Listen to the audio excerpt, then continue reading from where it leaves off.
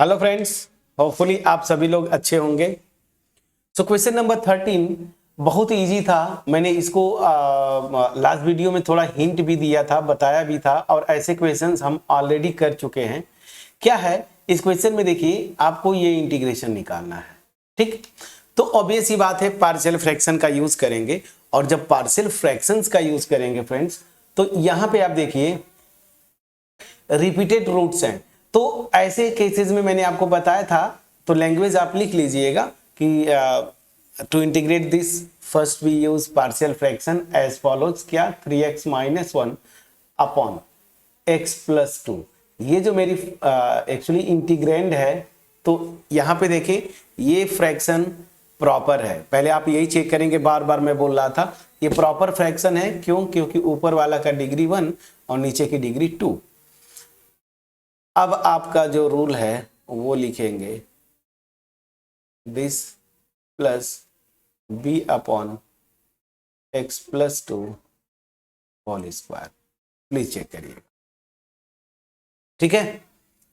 तो अब क्या करेंगे आप, अब इसको आप लिख लीजिए इक्वेशन 1। अब देखिए यहां से पूरा इंटीग्रेशन की वैल्यू, मतलब हम इंटीग्रेट कर पाएंगे इसका इंटीग्रेशन, अलग अलग ये जो पार्ट्स हैं इनका इंटीग्रेशन कर देंगे और इनको एडिशन यहाँ पे लग गया ना, प्लस है।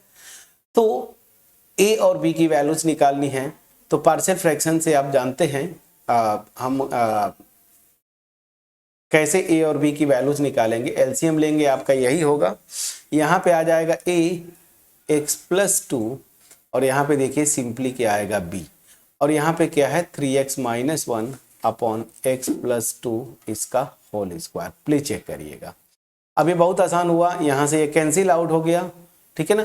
तो सिंपल सी बात है, मैं यहीं पे कंटिन्यू कर लेता हूँ। तो क्या हो गया 3x minus 1 this is equal to a x plus 2 और यहाँ पे प्लस बी। अब देखिए यहाँ से इसको चाहे तो आप इक्वेशन 2 लिख लीजिए।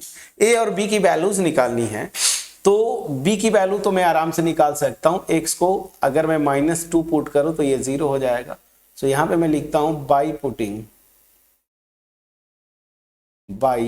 पुटिंग x इक्वल टू -2, ठीक है ना, इन इक्वेशन 2 वी गेट।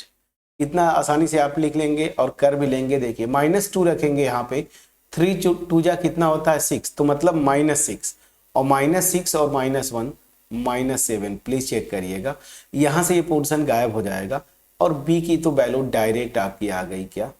b की वैल्यू आ गई -7। अब a की वैल्यू कैसे निकालेंगे? तो देखिए a की वैल्यू निकालने के लिए अब इस वाले टर्म को तो मैं जीरो नहीं कर सकता, तो सिंपल सी बात है, मैं सबसे आसान होगा कांस्टेंट टर्म को क्या करूंगा, कंपेयर कर दूं। आप x के टर्म को भी कंपेयर करेंगे, डायरेक्ट आ जाएगा। कांस्टेंट टर्म छोड़िए, डायरेक्ट जो x के कोफिशिएंट को दोनों साइड कंपेयर करेंगे, तो यहां से a आ जाएगा और यहां से 3, a की वैल्यू डायरेक्ट 3 आ जा रहा है, ये वो सबसे आसान होगा। तो देखिए मतलब ये a और b की वैल्यूज निकालने के लिए एक से अधिक तरीके हो सकते हैं। आप चाहते तो जैसे अगर एक्स स्क्वायर होता तो एक्स स्क्वायर का कोफिशिएंट कंपेयर करिए, x का करिए, कांस्टेंट करिए। तो मैं पहले कांस्टेंट आपको बोला, लेकिन ऑब्जर्व करने पे ये लग रहा है कि x के कोफिशिएंट से डायरेक्टली आंसर आ जाएगा। सो ऑन कंपेयरिंग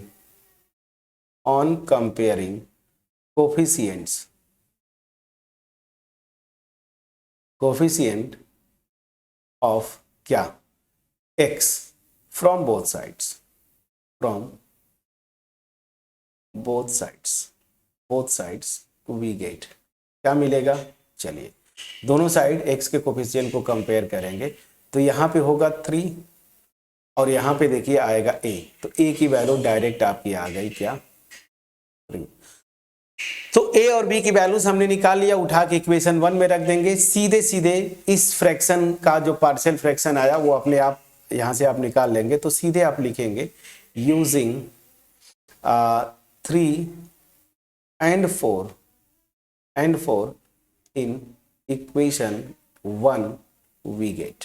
सिंपली हमारा क्या आ जाएगा, तो चलिए ये जो फ्रैक्शन है वो क्या आएगा। So 3x minus 1 upon x plus 2 इसका whole square, this is equal to, a की वैल्यू क्या है, ध्यान दीजिएगा, a की वैल्यू 3 है so 3 upon x plus 2, a की वैल्यू आपने निकाला था, बी की वैल्यू आपने निकाला है -7, तो ये हो जाएगा -7 अपॉन x प्लस 2 इसका होल स्क्वायर। ये तो फ्रेंड्स बहुत ही आसान क्वेश्चन था। आई डोंट नो अगर आपका नहीं हो पाया तो क्यों नहीं हो पाया। अब देखिए इंटीग्रेट करना है ना, हमारा एक्चुअल क्वेश्चन तो यही था, this upon x plus 2 whole square dx। This will be 3 बाहर ले लीजिए, integration 1 upon x plus 2 dx, फिर -7 बाहर ले लीजिए, integration 1 upon x plus 2 whole square dx। अब बड़े आसानी से आप निकाल पाएंगे। ये देखिए ये तो बहुत आराम से क्या हो जाएगा, लॉग मॉड लगा दीजिए x प्लस 2। ये तो बहुत आसान है। मैंने क्या बोला था कि ऐसे में सब्स्टिट्यूट नहीं, डायरेक्ट करिए। x प्लस 2 को आप टी पुट करते तो अल्टीमेट यही आता। बस ध्यान रखिएगा कि x के कोफिशिएंट से डिवाइड करते हैं। यहाँ पे x का कोफिशिएंट 1 है तो 1 से डिवाइड करेंगे तो यही आएगा। अब यहाँ पे जरा ध्यान दीजिए, ये क्या आएगा, ये थोड़ा इंटरेस्टिंग है, मैं यहाँ पे थोड़ा सा आपको करता हूँ। फार्मूला क्या लगेगा, इंटीग्रेशन x की पावर n, ये क्या होता था, x to the power n plus 1 upon n plus 1, ये फार्मूला था मेरा। अब ये क्वेश्चन में ये x प्लस 2 है ना, ये पावर मतलब ये ऊपर जाएगा तो रेज की पावर -2 हो जाएगा, और दिस तो यहाँ पे आप n के प्लेस पे अगर यही -2 रखेंगे तो x प्लस 2 और -2 प्लस 1 -1 और नीचे भी -1, तो अल्टीमेट आपका ये क्या आ जाता है, -1 अपॉन x प्लस 2। तो डायरेक्ट आंसर आप लिख दीजिए। तो यहाँ पे क्या हो जाएगा -7 और यहाँ पे क्या हो जाता -1 upon x plus 2। Actual exam में आप इतना डायरेक्ट कर सकते हैं, कोई एक भी मार्क्स नहीं काटेगा आपका। तो मॉड x प्लस 2, ठीक है ना, और माइनस माइनस प्लस हो गया तो 7 अपॉन x प्लस 2, और यहाँ पे constant of integration. Please check करिएगा, ये आपका आंसर हो गया। ठीक है, प्लीज चेक करिए। तो ये आपका आंसर है, आंसर आप मैच करिएगा। इजी क्वेश्चन था तो इस पे मैं बहुत फोकस नहीं करूंगा, मैं सीधे चलूंगा क्वेश्चन नंबर 15। क्वेश्चन नंबर 15 क्या है, एक बार पढ़ते हैं। चलिए फ्रेंड्स, सो यहाँ पे क्वेश्चन नंबर 15, क्वेश्चन नंबर 15 क्या बोल रहा है, अगर थोड़ा सा ऑब्जर्व करें। सो मैं कलर चेंज कर लेता हूं। क्वेश्चन नंबर 15 में अगेन आप अगर देखें, थोड़ा सा ऑब्जर्व करें, मुझे ये इंटीग्रेशन निकालना है। कलर मैं थोड़ा सा लिख देता हूं, ये इंटीग्रेशन आपको निकालना है। अब अगर ये इंटीग्रेशन निकालना है तो इंटीग्रेंड पे आप जाएंगे, x raise to the power 4 है। तो मैंने आपको पहले ही बोला ना कि देख के आपको समझ में आता है कि यहाँ पे तो पार्शियल फ्रैक्शन लगेगा सबसे पहले। अब पार्शियल फ्रैक्शन लगेगा तो ये जो फ्रैक्शन है, मतलब जो इंटीग्रेंड है यहाँ पे ये जो मेरा इंटीग्रेंड है, इतना पोर्शन, ये जो इंटीग्रेंड है, क्या ये as a fraction proper fraction है? तो आप देखेंगे बिल्कुल प्रॉपर है। डिनोमिनेटर की डिग्री 4 है, न्यूमरेटर की डिग्री 0 है, तो अब ऐसी बात है, ये प्रॉपर फ्रैक्शन है। यहां तक क्लियर हुआ? अब आगे कंटिन्यू करते हैं। तो क्या करेंगे अब, तो हमें जब पार्शियल फ्रैक्शन लगाना है, मैं बार बार बोल रहा हूं कि इसको जो है डिनोमिनेटर को आप पूरी कोशिश करेंगे लीनियर फैक्टर्स में ब्रेक करने का। तो थोड़ा सा ऑब्जर्व करेंगे तो ये x के पावर 4 जो है ना, इसको मैं ये लिख सकता हूं क्या? बिल्कुल लिख सकते हैं, और माइनस यहाँ पे 1 का स्क्वायर। प्लीज चेक करिएगा, ये हुआ। अब चलिए यहाँ पे अब a square minus b square है, तो इसका दिस और ये दिस, ये लिख देंगे ना। a square minus b square का फॉर्मूला क्या था? a plus b a minus b. अब यहाँ पे a की प्लेस पे x स्क्वायर है, इसको फर्दर मैं 2 पार्ट पे ब्रेक कर सकता हूं। तो इसको ब्रेक कर लीजिए, x माइनस 1 और x प्लस 1 आएगा, प्लीज बोलिएगा, बिल्कुल आएगा। और यहाँ पे x square plus, please check करिएगा। ठीक, तो यहां से मैं देखा कि अब मैं बड़े आसानी से इसको कर सकता हूं। तो अब कैसे करेंगे? पार्शियल फ्रैक्शन लगाएंगे। सो अब मैं आता हूं नाउ, अब एक्चुअल इंटीग्रेंड पे आप चलेंगे। 1 upon x to the power 4, ठीक है ना, -1। यही मेरा पार्शियल, ये फ्रैक्शन को मैं इस तरीके से लिख सकता हूं, जो है वो लिखिए x -1 x +1, ठीक है, और यहाँ पे x² +1, ठीक है, दिस विल बी यहाँ पे a upon x -1 plus b upon x +1, यहाँ पे देखिए प्लस c अपॉन x² +1। ना ठीक है, ये लीनियर फैक्टर्स थे, ये तो हो गया। लेकिन देखिए यहाँ पे क्या ये मैं सही लिखा हूं? अब तो लाइव होते तो आपसे मैं पूछता। यहाँ पे देखिए ये लीनियर फैक्टर नहीं है, क्वाड्रेटिक है, जो कि फर्दर रिड्यूस नहीं होगा। तो यहाँ पे क्या लिखेंगे? cx plus d. Please check करिएगा ना, याद करिए, ये उसी केस में आ रहा है px plus Q upon ax² plus bx plus C. जहां पे ये लीनियर फैक्टर में टूटता नहीं, तो इसके लिए याद करिए हम क्या लिखते थे? ax प्लस बी अपॉन यही ax² प्लस bx प्लस सी। अब चूंकि a और b कांस्टेंट लिख चुका हूं, इसलिए मैं c और d लिख दिया कांस्टेंट। ये समझ में आया? याद आया कौन सा केस? ये वाला, मेरे ख्याल से 4th वाला थ्योरी पोर्शन में जो हमने किया था। एनीवेज, इसको लिख दीजिए इक्वेशन 1। अब देखिए यहीं पे मेरा सब कुछ आ जाएगा अगर मैं a b c d की वैल्यूज निकाल लूं। इसको 1 लिख लिया, फर्दर सिंप्लीफाई करिए। सिंप्लीफाई करेंगे तो डिनोमिनेटर तो एग्जैक्टली वही होगा, मैं डायरेक्ट लिखता हूं ना, ये x दिस -1, ठीक है ना, यही। अब इसे जब डिवाइड करेंगे तो मेरा क्या आएगा? अच्छा, एक मिनट, आपको अननेसेसरली कंफ्यूजन हो तो मैं इसको जिस फॉर्म में लिखा है ना वही लिखता हूं, दिस, फिर x +1, फिर x² प्लस, प्लीज चेक करिएगा। अब x -1 से डिवाइड करेंगे तो इतना पोर्शन आएगा, यहां पे लिख लीजिए a के साथ, क्या आएगा? x +1 multiplied by x² plus, ये समझ में आया? चलिए, प्लस b ब्रैकेट में।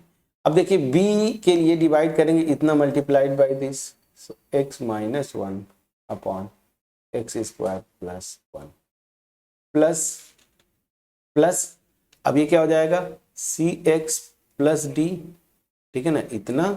अच्छा, अब यहाँ पे थोड़ा स्पेस कम पड़ेगा तो मैं थोड़ा पतली वाली पेन यूज करता हूँ। अब इसमें देखिए, इससे डिवाइड करेंगे तो ये दोनों टर्म, और ये दोनों को मल्टीप्लाई करते हैं तो क्या आता है? x² -1। प्लीज चेक करिएगा, ये x² दिस, देखिए डिवाइड करेंगे यहाँ पे तो ये दोनों आएंगे, इन दोनों का प्रोडक्ट x² -1 है, तो मैं डायरेक्ट लिख लिया यहाँ तक, ठीक है। चलिए, अब यहाँ से मैं देख रहा हूं कि ये कैंसिल, डिनोमिनेटर कैंसिल वैसे भी होता है, तो क्या आएगा? तो ये आ जाएगा 1 लेफ्ट हैंड साइड में, और ये पूरा जैसे है वैसे लिखिए, तो x +1 और क्या है? x² +1, तो x +1 और यहाँ पे है x² +1। प्लीज चेक करिएगा, ये है। अच्छा, अब प्लस b ब्रैकेट में x -1, ठीक है, और यहाँ पे x² +1। प्लीज चेक करिए, ठीक, फिर प्लस cx प्लस d, ठीक है ना, और ब्रैकेट में x² -1। प्लीज चेक करिएगा, इसको लिख लीजिए इक्वेशन 2। हमें अल्टीमेट यहाँ से a b c d की वैल्यूज निकालनी है, उठा के यहाँ पे रखना, इंटीग्रेट कर लेना है, यही होगा। a b c d की वैल्यूज निकालना, सबसे पहले मैं a की वैल्यू निकालने की कोशिश करता हूं। तो ध्यान दीजिए, अगर x = 1 रखेंगे तो ये 0 होगा, x = 1 यहाँ पे रखेंगे ये 0, मतलब ये दोनों गायब हो जाएंगे, x = 1 से a की वैल्यू आ जाएगी। तो सिंपली आप क्या लिखेंगे? ऑन पुटिंग ना, ऑन पुटिंग क्या? x = 1 ना, x = 1 in equation 2 we get, तो x = 1 रखेंगे, क्या होगा? देखिए लेफ्ट हैंड साइड तो फिक्स है ना, कांस्टेंट है, कांस्टेंट फंक्शन की तरह ट्रीट करेंगे। ये 1, यहाँ पे 1 रखेंगे तो यहाँ से देखिए 1 + 1 2, यहाँ पे भी 1 + 1 2, तो 2 2 जा 4। प्लीज चेक करिएगा 4a, और यहाँ पे ध्यान दीजिए ये 0, तो यहाँ से a की वैल्यू आ जाएगी 1/4। प्लीज चेक करिएगा, ठीक है, इसको आप चाहे तो इक्वेशन 3 लिख लीजिए। ए की वैल्यू तो फ्रेंड्स मेरी बड़ी आसानी के साथ 1/4 आ गया। अब आते हैं बी की वैल्यू निकालने की कोशिश करते हैं। बी की वैल्यू निकालने के लिए क्या पुट करेंगे, ध्यान दीजिएगा। अगर मैं बी की वैल्यू निकालनी है, एक्स की प्लेस पे -1 रखूं, ध्यान दीजिएगा, यहाँ पे -1 रखेंगे तो ये 0 होगा, और यहाँ पे भी -1 अगर रख रहे हैं तो स्क्वायर करेंगे तो ये भी 0, +1 होगा, +1 -1 ये भी 0। तो मतलब क्या हो गया, बहुत आसान हो गया। बाई पुटिंग अगेन x की प्लेस पे b निकालना है तो x की प्लेस पे -1 रखेंगे, इन टू वी गेट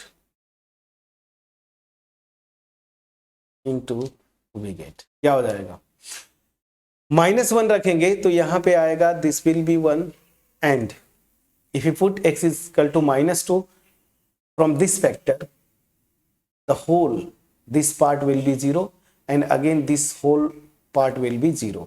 so ये सब 0 हो जाएंगे। so यहाँ पे क्या आएगा, अब ध्यान देते हैं, -1 रखेंगे तो -1 और -1 क्या आएगा, -2। तो यहाँ पे मैं रखता हूँ this will become -2, and if you put here x is equal to -1 square is 1 + 1 will be 2, so that means what, -4। so this will imply b की वैल्यू क्या हो जाएगी, ये देखिए -4 से डिवाइड करेंगे तो डायरेक्ट मैं लिखता हूं -1/4। Is it clear. अब चलिए ए की वैल्यू निकल गई, बी की वैल्यू निकल गई, अब हमें सी और डी की वैल्यूज निकालनी है, ठीक है ना। अब मैं इन दोनों को जो भी 0 करने की कोशिश करेंगे ना, जैसे यहां इसको 0 करेंगे x इक्वल टू -1 तो भी ये गायब हो जाएगा, इसको 0 करेंगे x इक्वल टू 1 रख के ना तो भी ये गायब हो जाएगा। मतलब सी और डी की वैल्यूज अब वैल्यूज पुट करके नहीं निकल पा रही हैं, तो मैं क्या करूंगा, अब कंपेयर करेंगे। अब देखिए कंपेयर करना है तो सबसे पहले मैं क्या करूं, यहां से देखिए x³ का टर्म बड़ा इंटरेस्टिंग आ रहा है, x³ आएगा ना, ध्यान दीजिएगा x³, और यहां से भी देखिए x³ आ रहा है, यहां से भी x³ आएगा, तो x³ करेंगे तो c की वैल्यू आ जाएगी, और कांस्टेंट टर्म कंपेयर करेंगे तो डी की वैल्यू आ जाएगी। तो क्या लिखेंगे, ये अपने से ऑब्जर्व करना होता है फ्रेंड्स। तो ऑन कंपेयरिंग कोफिशिएंट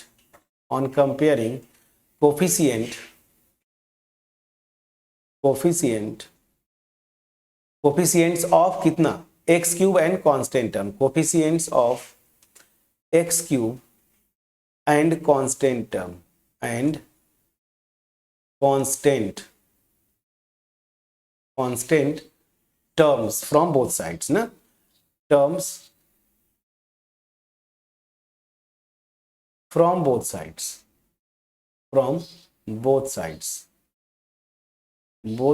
sides किसमें, इक्वेशन 1 लिखा है मैंने ऊपर ना, हाँ नहीं इक्वेशन 2, both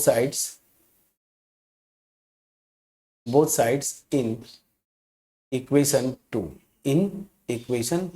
2 वी गेट, ठीक है, इन इक्वेशन 2 वी गेट क्या होगा। अब पहले मैं x³ का कोफिशिएंट कंपेयर करूंगा, बड़ा इंपॉर्टेंट है।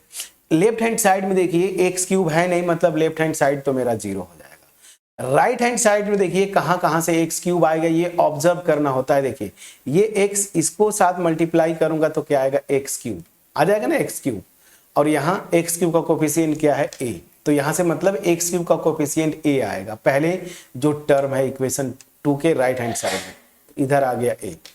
अब इधर आते हैं, सिमिलर वे में अगर आप देखेंगे तो ये x और ये x² x³ होगा, तो यहाँ से भी क्या आएगा, b, तो आप लिख दीजिए +b ना, तो यहाँ पे लिख दिया +b। x³ तीसरे टर्म से कहाँ से आएगा, देखिए x² और इसको आप मल्टीप्लाई करेंगे तो यहां से आ जाएगा c, मतलब +c, ठीक।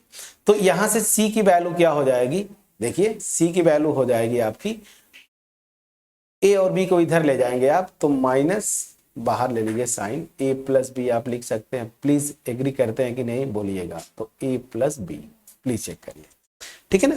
अब a और b की वैल्यूज आपने निकाला है, ध्यान दीजिए, a की वैल्यू इज 1/4, b की वैल्यू -1/4, इन दोनों को ऐड करेंगे सो c विल बी 0। देखिए 1/4 और फिर -1/4 ऐड करेंगे तो 0 हो जाएगा। सो दिस विल इंप्लाई, बड़ा इंटरेस्टिंग केस आ रहा है, सी की वैल्यू विल बी 0। सी की वैल्यू 0 आ गई, बड़ा आसान हो गया। अब मुझे क्या करना है, डी की वैल्यू निकालना है, और डी की वैल्यू निकालने के लिए मैंने आपको बोला था ना कांस्टेंट टर्म, देखिए केवल एक ही कांस्टेंट टर्म आएगा, वो क्या है, -d आएगा, और इधर कांस्टेंट टर्म क्या है, 1 है। तो अब आता हूं ऑल्सो, जब कांस्टेंट टर्म कंपेयर करने के इधर 1 और इधर क्या आ रहा है फ्रेंड्स, -d, प्लीज चेक करिएगा। सो डी की वैल्यू क्या निकल के आ रही है, सो डी की वैल्यू जो आ रही है मेरी, डी की वैल्यू -1, प्लीज चेक करिएगा, -1 आ रही है कि नहीं, चेक करिए, आ रहा है, चलिए। सो डी की वैल्यू मेरी आ गई -1, ठीक, प्लीज चेक करिएगा एक बार फिर से, ठीक। क्वेश्चन क्या था, देखिए 1 था, कोई टेंशन नहीं, तो डी की वैल्यू मेरी आ गई -1, इसको लिख लीजिए इक्वेशन नंबर 6। अब क्या करेंगे, कैलकुलेशन फिर भी आप चेक करेंगे, ऑन पुटिंग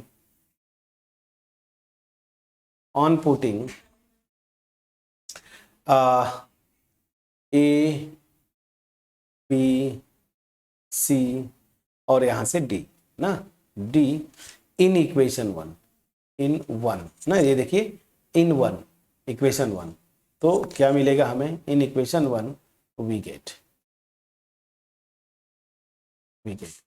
चलिए, तो एक्चुअल जो मेरा फ्रैक्शन था वो ये है, मैं डायरेक्ट लिखता हूं, मेरा एक्चुअल फ्रैक्शन क्या था, this x⁴ - 1 and this will be equal to क्या, a की वैल्यू मैंने क्या निकाली थी, a की वैल्यू 1/4, तो 1/4 और ये x - 1, मतलब 1/4 और नीचे मैं आ जाता हूं, प्लीज चेक करिएगा, x - 1।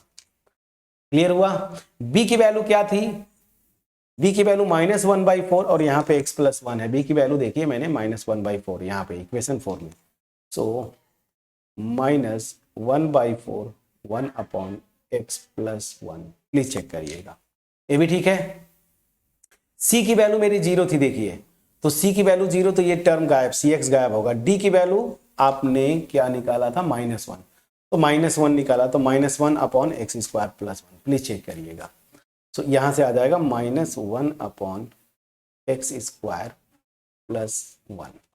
अब यहीं से क्या हो जाएगा, जो मेरा इंटीग्रेशन एक्चुअल क्वेश्चन में दिया है, इंटीग्रेशन 1/x⁴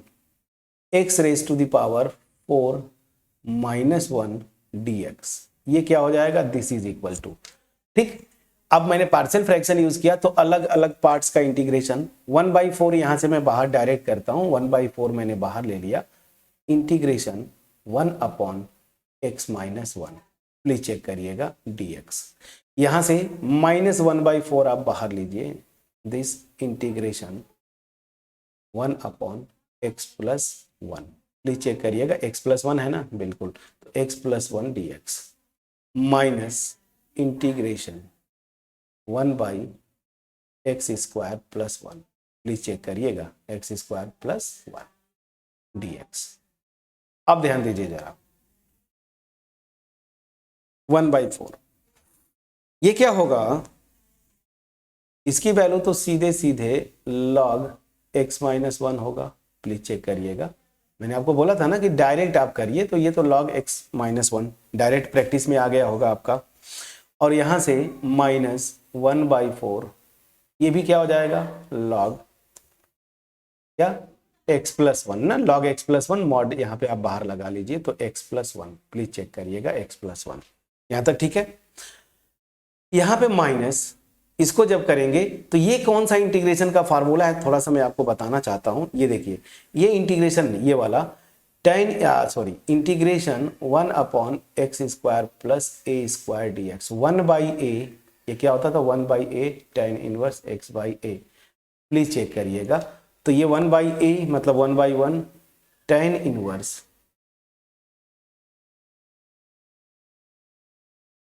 1x, ये होगा, प्लीज चेक करिएगा, और प्लस एक कांस्टेंट ऑफ इंटीग्रेशन आप चाहे तो लिख दें। अब ध्यान दीजिए, यहां से जो आंसर आपका दिया है, यहां पे मैं चेक कर रहा था, वो हाफ लगा दिया, हाफ कहां से आएगा आई डोंट नो, कैलकुलेशन फिर भी चेक करिएगा, मेरे ख्याल से यही होना चाहिए, हमने बिल्कुल प्रॉपर तरीके से किया है, ठीक है ना। तो यहाँ पे डी की वैल्यू तो कोई इशू ही नहीं है कि डी की वैल्यू मेरी क्या आएगी 1, ठीक है ना। यहीं से आप देखें तो कोई इशू ही नहीं था, इधर तो 1 है और कौन, अच्छा एक मिनट कांस्टेंट टर्म, हो डी की वैल्यू देखिए कहाँ से, मैंने जब अभी आंसर की देखा ना यहीं पे गड़बड़ हुआ था। डी की वैल्यू कांस्टेंट टर्म में हमने गड़बड़ी किया है फ्रेंड्स, थोड़ा सा ऑब्जर्व करिएगा। ओहो, चलिए कोई बात नहीं, करेक्ट हो जाएगा। कांस्टेंट टर्म जब कंपेयर करेंगे, गलती कहाँ से हुई थी देखिए, यहाँ पे तो 1 है लेफ्ट हैंड साइड में, बिल्कुल सही। कांस्टेंट टर्म यहाँ पे आप देखेंगे तो ये देखिए 1 into 1, यहाँ से 1 आएगा मतलब a आएगा। ओहो, कोई बात नहीं, ये आ जाएगा a, ठीक है ना। और ध्यान दीजिएगा यहां से जब आएगा तो -1 और 1 को मल्टीप्लाई करेंगे तो -1 और ये b है, मतलब ये -b हो जाएगा कांस्टेंट टर्म। ध्यान दीजिएगा, यही देखिए थोड़ा सा मिस्टेक आप होता है, और यहाँ पे तो ठीक है -d, प्लीज चेक करिएगा यहाँ पे -d, ठीक। अब इधर जरा देखिए, a की वैल्यू 1/4 आई थी आपकी, बिल्कुल आई थी, a की वैल्यू 1/4 माइनस, और b की वैल्यू यहाँ पे -1/4 थी, प्लीज चेक करिएगा -1/4 और प्लस d, ठीक। अब यहां से देखिए d की वैल्यू क्या हो जाएगी, तो d की वैल्यू ये देखिए माइनस माइनस प्लस, तो 1/4 प्लस 1/4 1/2 होता है, तो 1/2 जब इधर जाएगा तो 1 - 1/2, ठीक है ना। तो ये क्या हो जाएगा, प्लीज चेक करते रहिएगा। और d यहाँ पे माइनस है, d माइनस है ना, -d था, तो यहां से मैं एक स्टेप और, ये तो एक तो थोड़ा सा सिस्टम हैंग करने लगता है, कोई इशू नहीं, सब सही। दिस और यहाँ पे -d, ठीक। अब ध्यान दीजिएगा, मैं जो बोलना चाहता हूं यहाँ पे प्लीज चेक करिएगा, दिस इज -d। अब ध्यान दीजिए, ये 1/2 होगा, इधर जाएगा तो 1 - 1/2, this will be 1/2, please check करिएगा। और दिस विल इंप्लाई d की वैल्यू आ जाएगी, d will be -12, please check करिएगा, d की वैल्यू क्या आएगी -12, इसको लिख लीजिए इक्वेशन 6। यही थोड़ा सा देखिए जल्दीबाजी में, तो मैं फाइनली जब आंसर देख रहा था तो बोला कि ये कहाँ से गड़बड़ी हो गया, एनीवेज कोई बात नहीं।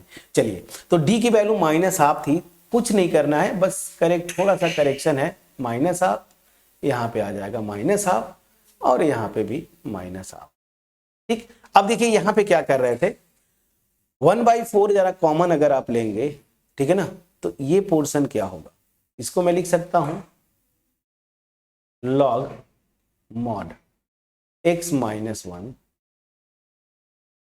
ठीक। और देखिए 1/4 कॉमन ले रहा हूं तो minus log mod x +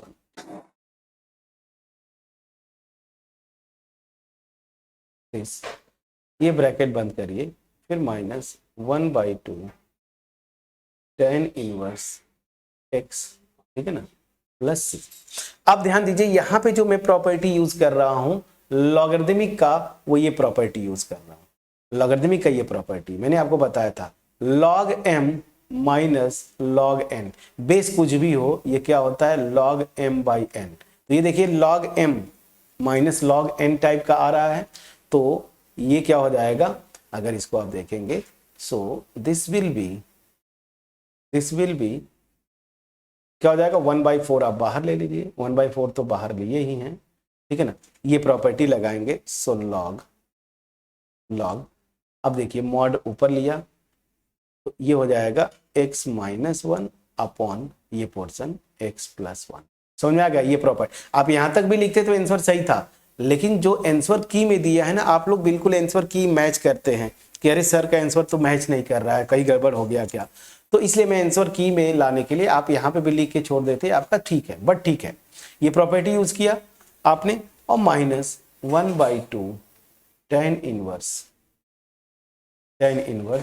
x + c, tan inverse x + c, ये आपका आंसर दिया है, मैंने आंसर की मैच किया, ठीक है। अब चलिए यहाँ पे एक बार बस करेक्ट कर लीजिएगा, ये जो d का कैलकुलेशन था जल्दी में, कांस्टेंट टर्म जब आप कंपेयर किए है ना, तो कांस्टेंट टर्म यहाँ से भी a आएगा, यहाँ से -a, ये देखिए, और फिर यहाँ से -d, वही थोड़ा सा जल्दीबाजी में मिस्टेक हुआ था, कैलकुलेशन की बात बोल रहा हूँ, बाकी सारी चीज़ें सही किए हैं।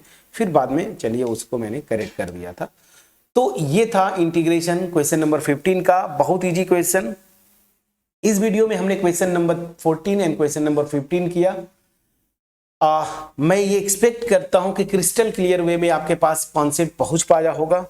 ठीक है, अगर पहुंच पाया है वीडियो को लाइक करिए, अपने फ्रेंड्स के साथ शेयर जरूर करिएगा, कमेंट सेक्शन में अप्रिशिएट करना मत भूलिएगा फ्रेंड्स। मोर ओवर, अगर आप चैनल पे नए हैं, चैनल को सब्सक्राइब जरूर करिएगा, बेल आइकन क्लिक करिएगा, और बार बार अगर आप विजिट करते हैं और अभी तक चैनल को सब्सक्राइब नहीं किया, तब भी प्लीज चैनल को सब्सक्राइब करें, बेल आइकन क्लिक करें। आपसे मैं बार बार बोल रहा हूं कि मेरा मोटिव यही है कि मास में लोगों को बेनिफिट पहुंचे, क्योंकि ये फ्री फोरम है, आपको जस्ट चैनल विजिट करना है और वहां से वीडियोस देखना है यूट्यूब पे जाके, मास में लोगों को बेनिफिट पहुंचे, ये मेरा मोटिव है। तो इस मोटिव पे आप मेरा सहयोग करें। बस सिंपली आपको क्या करना है, अपने फ्रेंड्स के साथ शेयर करना है, कमेंट के थ्रू जब भी वीडियोज अच्छी लगे आप अप्रिशिएट करते रहें। ठीक है, चलिए मिलते हैं नेक्स्ट वीडियो में। अब नेक्स्ट वीडियो में जो करना है, क्वेश्चन नंबर 16 कहाँ गया, अच्छा यहां से 16 और 17। ये आपको क्वेश्चन अगर ऐसे देता ना, तब मैं बोलता कि थोड़ा टफ क्वेश्चन है, बट ये क्वेश्चन जो है आपका हिंट दे दिया है दोनों क्वेश्चंस में, और इस तरह से मिलता जुलता क्वेश्चन फ्रेंड्स, ये जो 17 है आपका बिल्कुल रिसेंट ईयर के बोर्ड का एग्जाम है, बोल रहा हूं मे बी 19 या 20, आप देखेंगे ये क्वेश्चन आया हुआ है। ठीक है ना, तो 16 और 17 होमवर्क है, एक ही वीडियो में हम करेंगे, इसको आप ट्राई करके आएंगे। होपफुली मेरा एफर्ट इस वीडियो का आपके पास पहुंच पाया होगा। मिलते हैं नेक्स्ट वीडियो में, तब तक अपना ख्याल रखें, पढ़ाई करते रहें। Thank you so much friend.